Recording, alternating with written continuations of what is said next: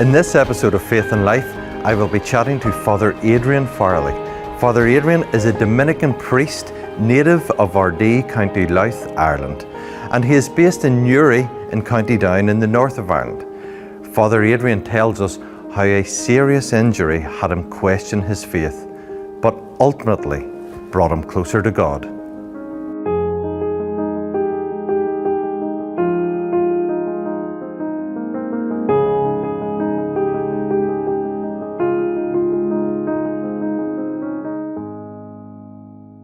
Father Adrian, you grew up in Ardee, County Louth, here in Ireland. What are your memories from back then? Well, it was a great place to grow up in, and I have good memories of my time in Ardee. The people were so friendly. My father, he was secretary of the local chair factory. They used to make lots of chairs for all over the country and for Great Britain as well. And my mother, she met him. He also was the manager of the local cinema, and my mother worked there too, right. And that's where they met each other. Father, you've brought some photographs along with you here today, and there's one that stands out, and it's this one here. And I take it that's yourself. Yes. Standing in a very large cup. Yes. And that was taken in 1957 when my region in Ireland, County Louth, won the All-Ireland football final, the Gaelic football final, and they beat Cork in that final, and the cup was the Sam Maguire Cup, and that was brought to my family's house one night, and I was only a child, very young, as you can see in that photograph, and I was put standing in the cup, and then the photograph appeared in the local paper saying, right. Adrian filled the cup, and with my sister beside it. So I take great pleasure of that photograph. In this photograph here, clearly you're with your mother and your father, and yes. This is the rest of your family? Yeah, this is the day I was ordained a priest, and that's my father and my mother, and this is my elder sister Marion, and my younger sister Grania, and my younger brother Ronan. That must have been a very special moment. It was a special moment.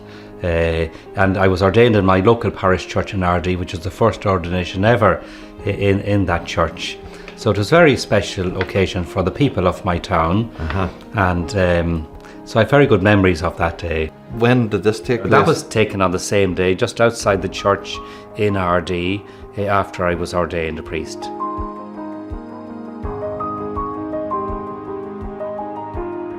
Was it a faith-filled home? Did the faith play a big part in your life growing up? It was important. Like the church was an important part in our lives too. And we used to often go to the Cistercian monastery. My mother and father were married in Cullen, right. in the Cistercian monastery. And we used to always go up there very often on a Sunday for Vespers and right. Benediction, you know. Yes. And so I got to a good experience of what the monastic life was like and of the life of the monks there too. So that was an important part of growing up, you know. And yes. There were religious brothers, and I went to a brothers' school, De La Salle Brothers, had the local primary and secondary school, and I went to them for my education. And at what point then, growing up, did the faith become your own? Well, I suppose I went through secondary school, and I had thoughts about the priesthood, all right. I was always impressed by that way of life. So even in secondary school, you were thinking about becoming a priest? I was, yes, even in primary school. Really? I remember writing to my mother when my brother was born. I wrote to her in the hospital. I said, "Now you'll have 2 priests in the family." And I was only 10 years of age at the time. I don't remember writing that, but the letter's still there. They have the letter. And so I must have been thinking about that a long time. But then when I went to secondary school, I became interested in science, and then I wanted to become a laboratory technician. And what did you study then to do that? Well, I studied science. I went to the Institute of Technology in Dundalk and did science.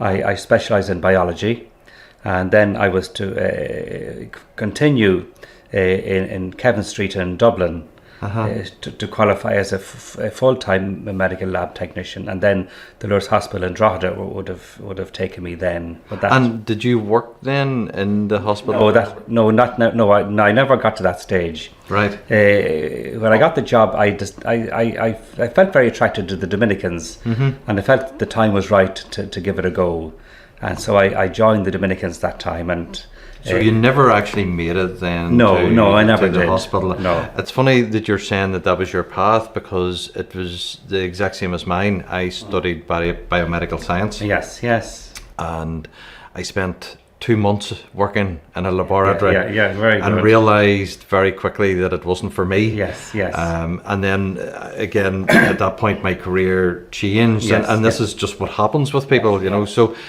you had decided then that you wanted to join the Dominicans. Yes. What was it about the Dominicans that attracted you? If I had been working in a hospital, I would have been working on my own a lot of the time. Whereas as a priest and as a Dominican, I would be meeting people, and I was more wanted to help people and reach out to people and to be with people. And the Dominicans, I was impressed by them, because the Dominicans did all sorts of work. And I felt I would find something that I would be happy doing with the Dominicans. Dominicans run parishes, they teach, they have missions. Where then was your first year? Well, when I joined the Dominicans, I joined in 1975 and went to the University in Cork. Right. And were you there for very long? I was there for 1 year, and then I moved for 6 years to Tala in Dublin to continue 2 years of philosophy and 4 years of theology. Right. And they were very happy years as well, and I met good people and made many friends there as well. So I have good memories of my years of formation. And then after Tala, where did you move to? When I was ordained, I was sent to Dundalk, and I spent a few years in Dundalk, which was near my home of RD. Right. And that was suited me very well, because I was near my family. And then I was moved back to Dublin, to Tala, for a number of years. I was in Cork for a few years as well. And then I kind of became interested in missionary work, because I used to meet a lot of Dominicans coming home from the missions, especially from Trinidad and Tobago, where we had a lot of priests there at the time, and they would be telling me about the work out in the West Indies, and that appealed to me, and I felt a desire to go there, and I asked if I could go there. And I ended up there for 2.5 years. Right. And thoroughly enjoyed it. It was a great experience. And you have some photographs here. Yes. Of clearly your time there. This photograph here, Father, I notice that it looks like a bit of a celebration. You've got a big cake and a spoon here. So what actually was happening then? That was my birthday, and I had very good friends, the Marcanos in Trinidad. They were good friends of mine, and when it was my birthday, they made a special cake and a little party, a little celebration for me. So you seem to have very fond memories from back then. Yes. And I notice in this photograph, it's a makeshift building, and there doesn't seem to be too many walls on it. So where was this, or what was taking place? Well, when I went to Trinidad, I had the weekend ministry in Rio Claro, and there were, I think, 5 or 6 churches or outstations there. The priest before me started building another church, but it was beside there, and it was only finished in my time. I got some funding to help them to finish the building of the church there. That's the new building there that we built, and this is the old building here. You can see how simple and how primitive it was. So when I went there first, that's where I was saying Mass until we finished the building of this church here. The Dominicans were in Trinidad and Tobago. What was the need of the people for them to be there? Well, it was a new church, and it was a new apostolate, and there were very few priests there at the time. So the Trinidad and Tobago needed priests to help them to establish the church. So at one stage there were 60 Irish Dominicans there running the parishes mainly, and one of the priests became the Archbishop Finn Bowrine, who was from Cork, and he had a plan to try and have a Catholic school in every parish in the diocese. Right. So he did great work there, and he also started a seminary so that local people could be ordained as priests there. And you were only there for 3 years. So was it your decision then to come home, or were you called back to Well, I was Ireland? called back because they needed a priest to work in the retreat centre in Tala, where I had worked before. Right. And so I was called back to that. And did you enjoy then the time in the retreat centre? Oh, I did, yes. That was very enjoyable because it was people were coming, trying to get away from their normal situation and to get time to be with themselves and to reflect on their own lives and on their own spirituality. And we did a lot of school retreats as well.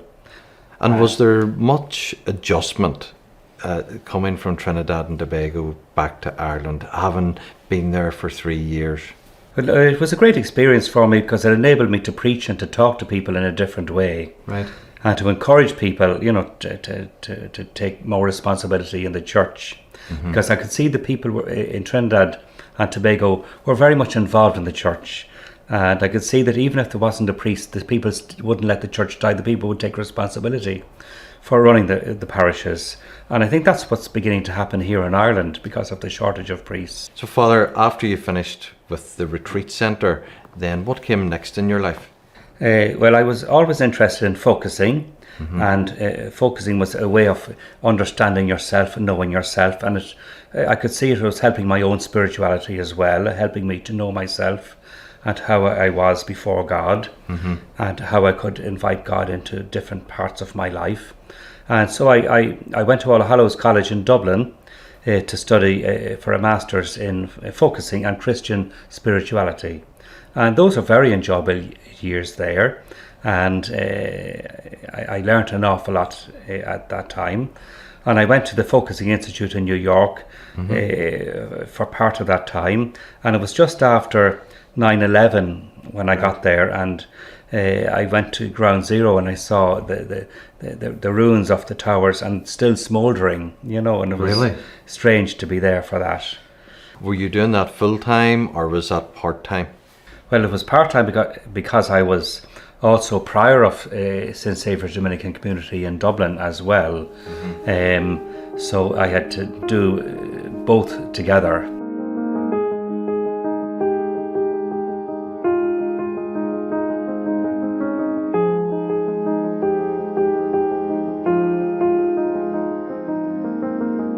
Father Adrian, we're in this beautiful church of St. Saviour's in Dublin. It's a lovely place, a lovely part of Dublin City. And what was your role in St. Saviour's? When I came here, I was first of all studying in All Hallows College.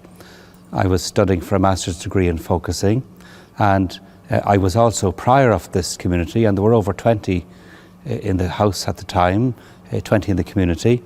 And it was from here in which you took that trip to Rome and you had the accident, is that correct? Yes, in 2007 I went to Rome. We had a special celebration in San Clemente, the Dominican priory in Rome, and they were celebrating Father Maluli, who was an archaeologist who discovered the excavations under the basilica.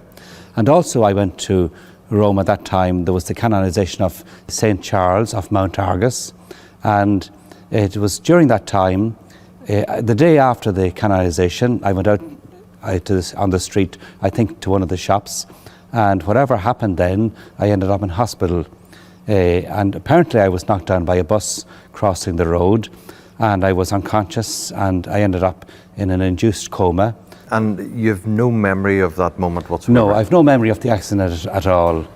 I can't remember anything. I've had no flashbacks either. And the people that you travelled with, did they know right away what had happened to you, or did that take time? No one knew. I was on my own that morning, right, and no one knew where I had gone, and someone thought I had friends in Rome that I had gone to visit and stay with, so they didn't worry about me. Okay. But in fact, I had no friends in Rome, and they didn't realise that I had been knocked down and that I had been in a coma in the hospital. And also I ended up in a life support machine as well in the hospital. My goodness. And what were the injuries that you sustained from the accident? My foot was badly injured, and it was dislocated, and I had a skin graft. I can't remember very much. I was 2 months in hospital in Rome at the time. I can't remember much about that time. Then I was brought back from Rome to Dublin, and I ended up for another 2 months in hospital here in Dublin. and then I was 1 month in the rehabilitation hospital in Dunleary in Dublin. And you mentioned there that you can't remember too much from your time there in Rome. So did it affect your memory? My memory, I had a very bad problem with my memory. Okay. I couldn't remember names or people. Yes. The one thing I did remember was that I was a priest. I don't know, that's strange, but that's the one thing I could remember. Other than that, I didn't know anything else. When you came home, Father, had you much rehabilitation to go through? Well, for 3 years, I had to go up to the local Mater hospital to have my foot dressed each week, maybe twice a week, because the skin graft didn't heal, it wasn't healing. And for 3 years that happened, and there was no progress being made. But still I had hoped that things would improve, and people told me that things would improve, and people prayed for me. And during that time, the Armagh diocese brought me to Lourdes in a wheelchair, and I still believed I would get better. Yes. But after 3 years, the consultant came into me, and I said to him, "Well, how are things? Am I getting better?" He said, "No, I'm afraid you're getting worse." And that surprised me. And then I said, what can you do now to help me? And he said, "The only thing is amputation." And when he said the word amputation, it was like a knife going through me. I couldn't believe it. So I was in shock at that time, and I didn't know, everything was going wrong for me, and I felt I was in a crisis. And all that time I had hope, and I trusted in God, and I believed in God, and people were praying for me, and I felt that I would get over it eventually.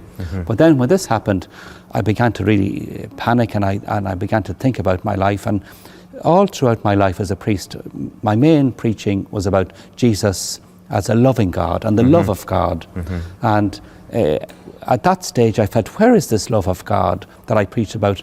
And where's this God of love when I need him most of all? And instead of getting better, I'm getting worse. And I began to question this God that I was praying to, and I began to wonder, does he really exist? Because if he did exist, this wouldn't be happening to me. I wouldn't be as bad as I am. And I began to doubt, and I began to lose faith, and I really felt at one stage that there was no God at all. So you really felt abandoned then? Yes, I really felt that there was no God. And it was a shock in a sense, and I felt it was a revelation to me.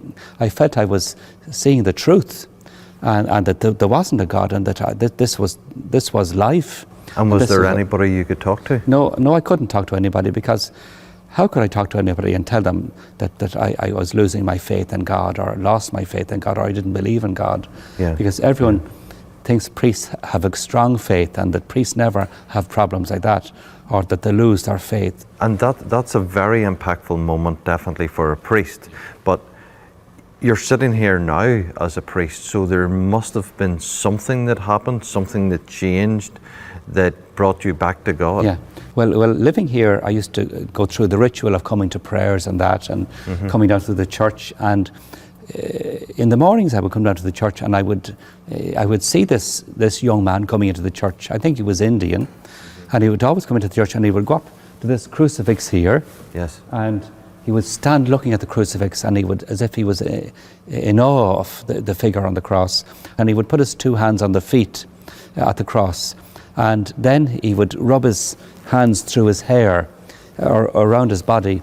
And I think in India some people do that to get the grace or the strength from the image. Right. And he would do this every day, and that inspired me, and I envied him.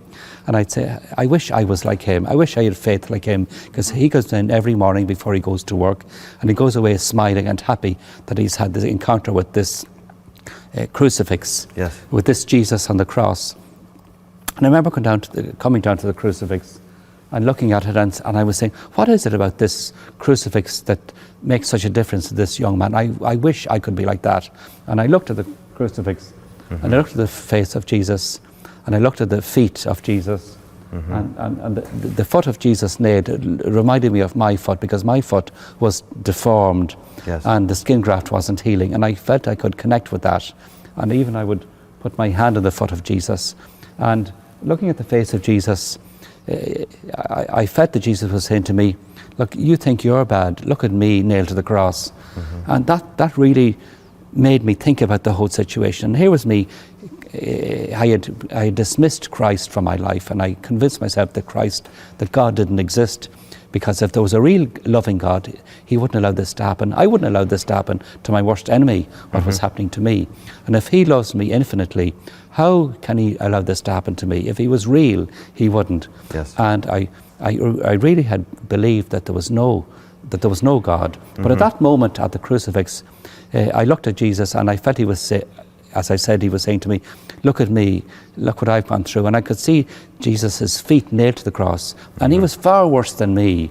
And that did something. There was a complete change in me at that moment. It was an amazing experience, that here was me moaning and feeling sorry for myself and regretting all that happened. And now I realise that the God of love was there. He hadn't abandoned me, and he was suffering on the cross for me.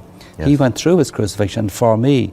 And here was I, dismissing him from my life. And all of a sudden I realised he is alive, he's there. And he understands my suffering. And he's letting me know that he went through more suffering than I did. And that's an amazing story, and an amazing, I suppose, reconversion story. And have you been able to share that with others? Yes, I've met some people, especially who are terminally ill, and I've shared my story with them. And people who are suffering in hospital and who couldn't cope with their suffering, I could tell them that I went through that myself, and I felt that God had abandoned me, God hadn't helped me.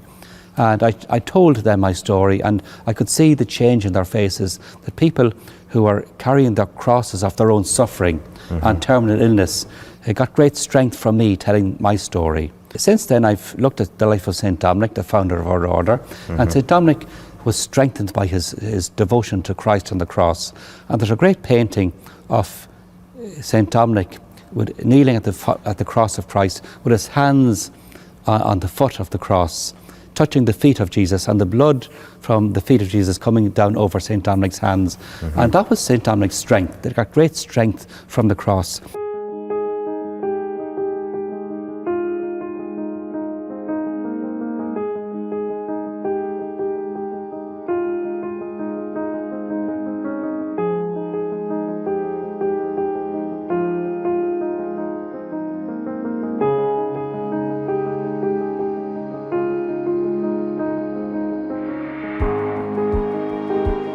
Father, we're here in St. Catherine's Dominican Church in Newry, and you have this stunning nativity.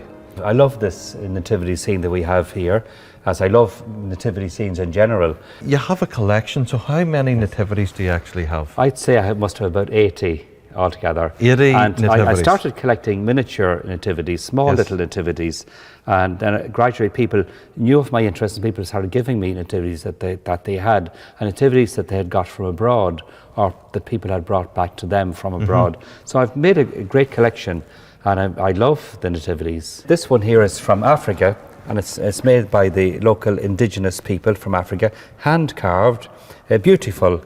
And this one here that I have is one of my favourites. It's an Irish nativity.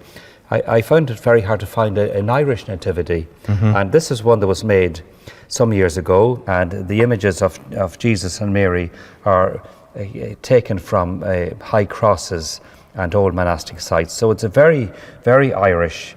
Now this other one here I have is a Russian nativity. And it doesn't look it at the moment, but in Russia you have these images that you open up, and the first one here is Saint Joseph, and then this is Our Lady, and when you open it up to Our Lady's, and then you have is this a wise man? One of the wise men, one of the wise men, one of the Magi, and you take the Magi and you put him there, and then you have one of the shepherds. Right. So you take the shepherd,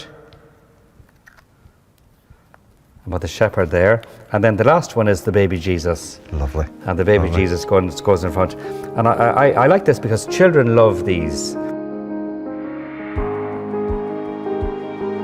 This one here now, is this Chinese? Yeah, this is from China, made by the Chinese people, all hand carved in a Chinese wood, a light wood, and the figures are very Chinese. Now, we've bypassed this small one here. Yes. Where is this one from? Well, that's from Africa, and you can see it's a little African hut. which is, and they're at the front of the hut. And I think you can put a candle under it. If you lift it up, you put a candle underneath on the base, and the smoke or the heat comes out through the chimney. Here's one I got in Jerusalem. In Jerusalem, they make these little nativity scenes out of olive wood. That's beautiful. Very often they're hand carved out of olive wood, and that's and that olive wood would have been grown near Bethlehem. So I think a little crib like that's very important and very significant that it comes from the place where Jesus was born. And very often when I give presents, I give people gifts of nativities as well, and young people, young married couples that I know, and they love that. And I think it's lovely to have nativity in a new house when you've moved into a new house, to have it there for Christmas.